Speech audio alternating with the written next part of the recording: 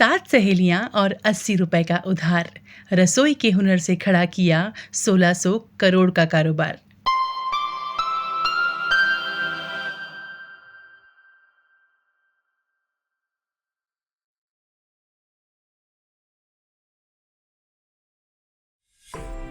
आज हमारे पास आपके लिए है एक मसालेदार और कुर्रम कुर्रम कहानी।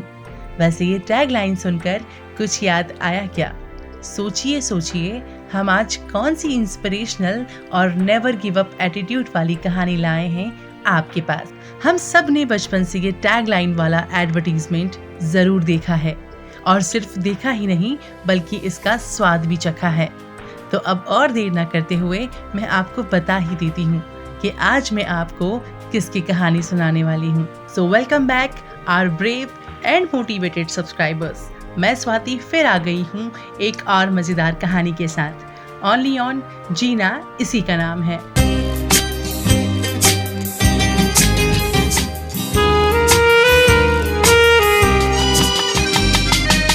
तो हमारी आज की कहानी है लिज्जत पापड़ की। शादी उत्सव या त्योहार, लिज्जत पापड़ हो हर बार। कुर्रम कुर्रम कुर्रम करम, मजेदार लिज्जतदार, साथ स्वाद में लिज्जत लिज्जत पापड़। बचपन में आपने भी ये जिंगल सुना होगा। उस वक्त यह एड बच्चे बड़े सबकी जुबान पर था। विज्ञापन के साथ साथ पापड़ का स्वाद भी लोगों को खूब भाया। उस दौर में पापड़ मतलब लिज्जत बन चुका था। आज भी अगर आप पापड़ लेने दुकान जाते हैं तो आपके मुंह से सबसे पहला नाम लिज्जत का ही निकलता है।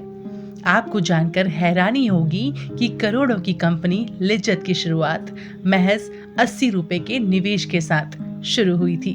गुजरात की रहने वाली 7 महिलाओं ने अपने खाली वक्त को काटने के लिए कुछ ऐसा किया कि जिसके नतीजे के बारे में किसी ने अंदाजा नहीं लगाया था। बात है सन 1959 की। मुंबई के गिरगांव में रहने वाली 7 सहेलियों ने दिन के समय खाली वक्त में कुछ काम करने का फैसला किया। उन्होंने तय किया कि वो घर की छत पर पापड़ बनाकर बेचने का काम करेंगी। उनकी मदद पुरुषोत्तम दामोदर दत्तानी ने की। अपनों से ही 80 रुपए का उधार लेकर उन्होंने उड़द की दाल, हींग, मसाले आदि खरीदे और घर की छत पर पापड़ बनाने का काम शुरू कर दिया। पहले दिन उन लोगों ने पापड़ के कुल 5 पैकेट बनाए। उसे बाजार में बेचा तो कमाई महज 50 पैसे की हुई। 1959 में यह 8 आना कहलाता था। उस समय 8 आना भी बड़ी रकम हुआ करती थी। पहली कमाई ने 7 सहेलियों में उत्साह भर दिया। इसके बाद मुनाफा धीरे धीरे 1 रुपया, 10 रुपए, 100 रुपए और 6000 रुपए तक पहुंच गया। सन 1959 में लिज्जत पापड़ ने 6000 रुपए की कमाई की। उन्होंने इन पैसों का इस्तेमाल मार्केटिंग या विज्ञापन में करने के बजाय पापड़ की गुणवत्ता और सुधार में किया। धीरे धीरे काम बढ़ा, लोग जुड़ने लगे, जिसके बाद उन्होंने कोऑपरेटिव सोसाइटी रजिस्टर करवा लिया। यही सोसाइटी लिज्जत पापड़ का पूरा संचालन करती है। सन 1962 में संस्था का नाम श्री महिला गृह उद्योग लिज्जत पापड़ रखा गया। आज लिज्जत पापड़ के साथ 45,000 से अधिक महिलाएं जुड़ी हुई हैं, जो कंपनी में अपनी अपनी भूमिका निभाती हैं। संस्था में हर कोई एक दूसरे को बहन कहकर संबोधित करता है। यहाँ सुबह 4:30 बजे से काम शुरू हो जाता है।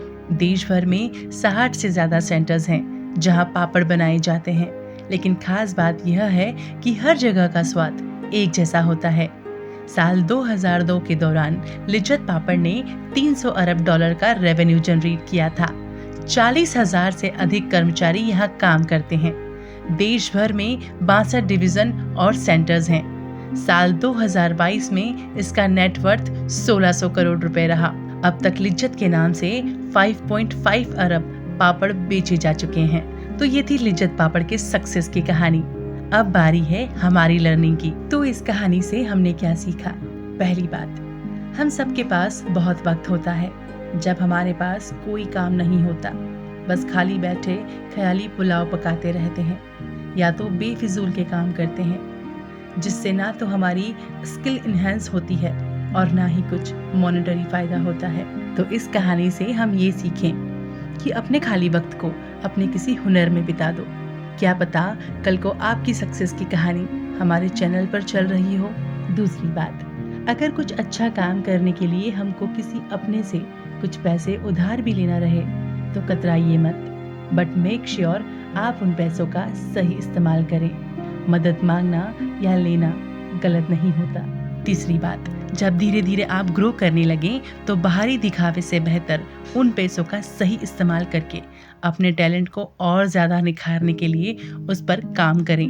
चौथी और आखिरी बात, कुछ भी शॉर्टकट नहीं होता। मेहनत और लगन हर काम और हर टैलेंट मांगता है, बस रुकना नहीं है। मंजिल मिलने के पहले इसलिए चलना है क्योंकि हमें उस मंजिल पर पहुंचना है, और मंजिल मिलने के बाद इसलिए काम करते रहना है ताकि हम उस मंजिल पर टिके रहें। वी होप आप सबको हमारी कहानियाँ पसंद आ रही होगी।